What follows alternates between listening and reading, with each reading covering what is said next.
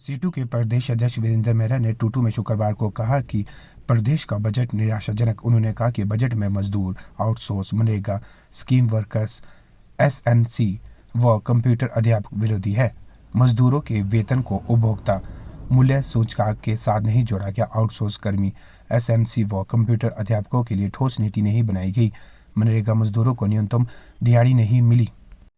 मजदूरों की दिहाड़ी में 25 रुपये, आंगनबाड़ी, आशा वर्कर, मिड डे मील कर्मियों के वेतन में केवल 500 रुपये बढ़ाएगी, जो कि ऊंट के मुंह में जीरा डालने वाली बात है।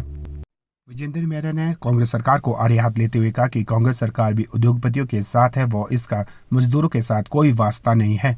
हिमाचल प्रदेश सरकार ने जो आज बजट पेश किया है, CITU राज्य कमेटी का मानना है कि ये बजट मजदूरों के हक में नहीं है। इस बजट में केवल 25 रुपये की बढ़ोतरी करके दैनिक मजदूरी में मजदूरों को ठगा गया है। आज पूरे देश में जो मजदूरों का वेतन है, हिमाचल प्रदेश और इक्का दुक्का राज्यों को छोड़कर सभी जगह जो है उपभोक्ता मूल्य सूचकांक, महंगाई सूचकांक के साथ वेतन को जोड़ दिया गया है। इस बजट में सरकार ने इस वेतन को उपभोक्ता मूल्य सूचकांक के साथ ना जोड़कर दिहाड़ी को केवल 350 से 375 रुपया करके एक मजदूरों को ठगने का ही काम किया है। इतने कम वेतन में मजदूर अपना जीवन यापन नहीं कर सकते हैं। दूसरी ओर जो स्कीम वर्कर्स है, आंगनबाड़ी है, मिड डे मील है, आशा है और दूसरे जो वर्कर्स है, उनके वेतन में 500 रुपये की प्रति माह बढ़ोतरी करके भी उनके साथ छलावा किया है।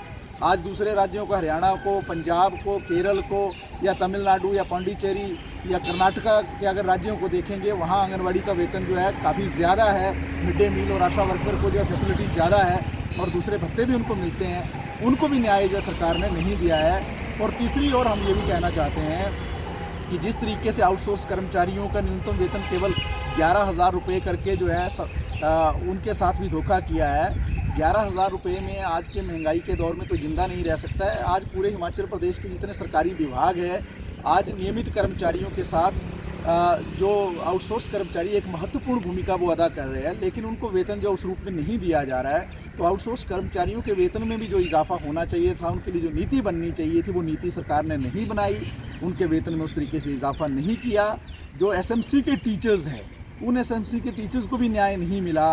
उनके लिए नीति बनाने का सवाल, उनके वेतन में जो इजाफा होना चाहिए वो उस तरीके से नहीं किया गया। और हम ये भी कहना चाहते हैं कि जो दूसरे विभिन्न श्रेणियाँ आज काम कर रही हैं, मल्टीटास्क वर्कर्स हैं, मल्टीपर्पज़ वर्कर है, जो सिलाई कढ़ाई के हैं, चौकीदार है, विभिन्न तरह के कर्मचारी जो आज कैजुअल, पार्ट टाइम या दूसरे रूप में कॉन्ट्रैक्ट के रूप में काम कर रहे हैं, उनके वेतन में उस तरीके से इजाफा नहीं किया गया है। तो कुल मिलाकर जो आज का बजट है, ये बजट जो है कोरी लफाजी है, मजदूरों के हक में नहीं है। और दूसरी ओर जो पूंजीपतियों के लिए, उद्योगपतियों के लिए एकदम से सरकार उदार हो गई है। उनके लिए उन्होंने दरवाज़ा खोल दिया है और अपनी नीति में जो और ज़्यादा उदारता दिखाते हुए उनके उद्योगों को और ज़्यादा प्रमोट करने की कोशिश की गई है।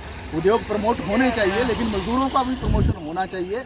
तो ये बजट जो है CITU राज्य कमेटी की नज़र में किसी भी तरीके से जो है मजदूरों, कर्मचारियों और आम जनता के हित में नहीं है।